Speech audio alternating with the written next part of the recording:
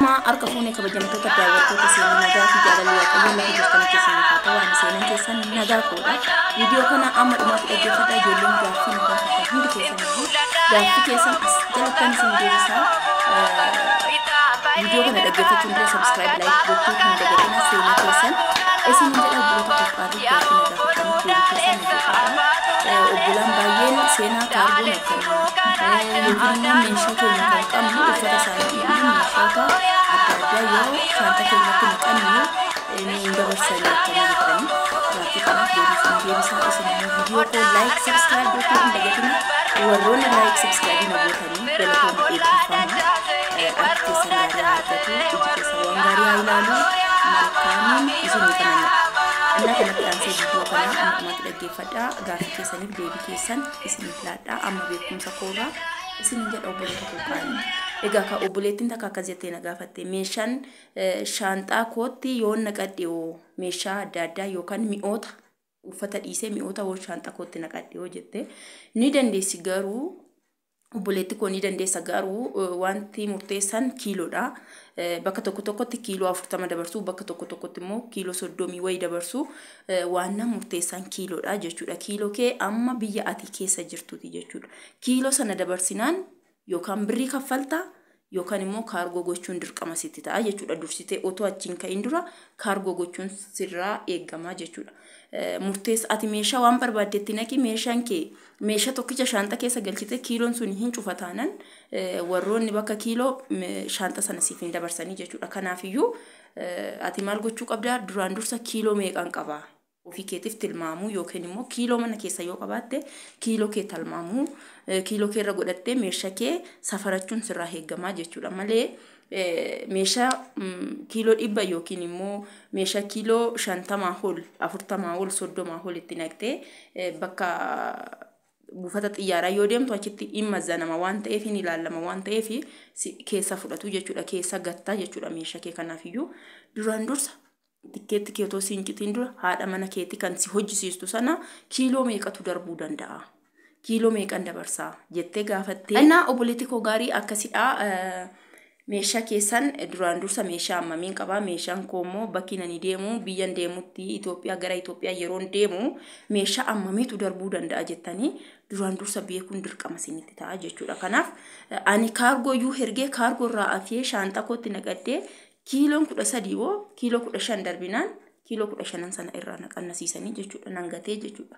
Meeshaan nan fayyadne. Inna fayyada garuu otoo dhufee na fayyada garuu homaa gochuu akka obboloota koo gaarii waa'ee kaargoo ammana ergan isinitti mee isingaa obboleettiin tokko immoo akkas jettee na gaafattee biyya Suudii irraa kaargoo kiiloo 90 gadi in erganii kiiloo 90 ta'uu qaba.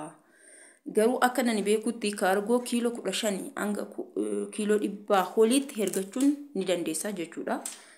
Akka biyya Suuditti wanti haaraan bahee jedhee yaadu kaargoo erguudhaaf kiiloo 15 ol kiiloo 15 ol erguu ni dandeessa jechuudha. Kiiloo 15 amma 100 olitti amma barbaadde ati birrii keetiif haa ta'u malee ergachuu ni dandeessa jechuudha. Obboleetti koo qaalii warroonni kaargoo ergachuu barbaadanii warroonni hamma meeshaa bittanii akkuma viidiyoo darbee irratti isiniif hojjedhe warroonni amma bittanii harkaa qabdan kaargoo keessan ergadda.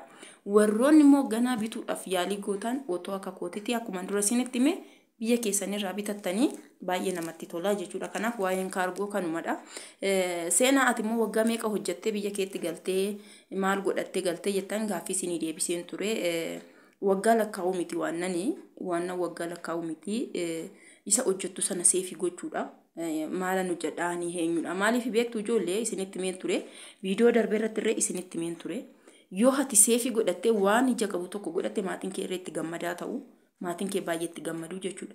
Maaliif ati isaanumaaf waggaadhaan waggaatti torbeetti ji'aan isaaniif jiraatta taananii gaafa ati dhuftee harka duwwaa taate maatiin kee isa isaaniif ergite sana hin ilaalan. Isa hamma haaraa harka kee irra jiru laalu jechuudha. Kanaafiyyuu ati maal gochuu qabda? Maatii kee gargaarurraa qusannoo xiqqoo godhachuu qabda jechuudha. Qusattee ofii keetiif nama ta'uudhaaf ofii keetiif fuuldura namaatti booda argamuudhaaf qusachuu qabda jechuudha. Kanaaf ani amma waggaa 4-5 hojjedhee 6 hojjedhee waan isiniin jedhu faayidaa isiniif hin qabu jechuudha. Maaliif isin waan qabdaniin ji'a keessa seentanii mindaa sa'aatii fudhattanii kaastanii yoo seefi godhattan boruu faayidaa isiniif qaba jechuudha. Kanaaf waggaa lakkaa'uun faayidaa hin qabu. Ishii qabdan seefii gochaa deema. Ji'a ji'aan maatii keessanii herguudhaaf karooran baasina. Ani heenyu jedhaati of gaafadha biyyaa ba'uun hojjetanii nama ta'uudhaaf gizee baay'ee isinitti meen ture. Waggaa nama eebeluu waggaa mana hojjettee kana godhattee eebeluu viillaa hojjettee eebeluu mana guddaa hojjettee otoo hin taane ishii qabdan seefii godhattanii waggaa muraasa keessatti waan qabdan qabattanii biyya keessan galuun baay'ee barbaachisaadha jechuudha. Waa'ee kaargoo ilaalchisee kaargoon otoo akka kiyyaati akkuma dura isinitti metti meeshaa keessan biyya keessa bitattanii shanta keessanii fi waan madaamiin isinii kennite qofa shanta keessanitti naqattanii fidattanii dhuftanii maallaqa keessaniin asii bitattanii baay'ee namatti tola. Warroonni immoo bittanii harkaa qabdan meeshaa keessan gatuurraa gizeedhaan dhufuudhaaf yeroo guyyaan 15 ol isin hafu kaargoo too godhattanii amma isin as geessanitti walirraa duuban as geessuu jechuudha. Kanaaf obboloota koo qaalii akkasidha. Gaaffii qabdanis koomentii jalatti gaafachuu ni dandeessu. Gaaffii keessaniif ganadha. Idimee dheeraa waggaa dheeraa biyya ormaa keessa hojjechuu otoo hin taane waan nan bu'uurri isa hojjan irratti seef godhachuudha jechuudha. Seefii godhachuu yaala. Meeshaan hundi isinitti hin bareedini, uffanni hundi isinitti hin bareedini, maatii gargaaruun gizee hunda isinitti hin bareedini seef godhadhaa jechuudha. Kanaafiyyuu gaaffii biraa yoo qabaattan nagaafadhaa. Gaaffii keessan har'aaf kanuma nagaafattanii seenaa waggaa meeqa biyya ormaa hojjettee seenaa kaargoo akkamittan ergaddaa seenaa meeshaa koo isaan bitee shaanxa koo keessa godhadhee uffata isaanii gateewoo maalidha jettanii gaaffii kanaaf immoo meeshaa isiniif kenname yookaan meeshaa bittan gatuurraa kaargoo godhattanii otoo ofii keessanii baafattanii namatti tola. Kaargoo godhachuun dura otoo biyya sanaa hin ka'in kaargoo keessan dursitanii godhattu. Kaargoon immoo kiiloo 15 ol amma kiiloo 100 olitti godhamuu ni danda'a.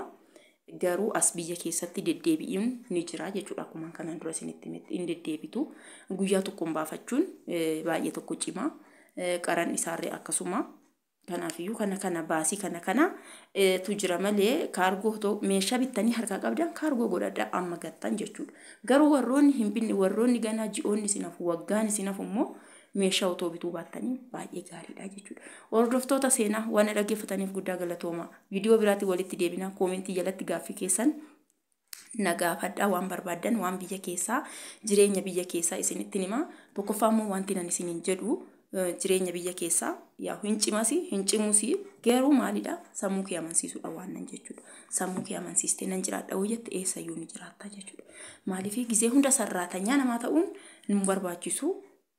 Jireenya keenya irratti cimnee yoo hojjenne amma biyya hormaa sanaa gadi yookiin hoolii miti jechuudha. Kanaaf cimtanii sarratanyaa namaa jala ba'uudhaaf yaalii godhaan isiniin jedha. Warroonni biyya ormaa keessa jirtan, warroonni biyya keessan keessa jirtan immoo seenaa keessan like subscribe godhaa waliin haa guddannu isiniin jedha. Oolman keessan oolmaa bareeda isiniif haa ta'u bakka jirtanitti amtuun isiniin argin gaariin isin darbin oola bulaa dibana. Bye bye.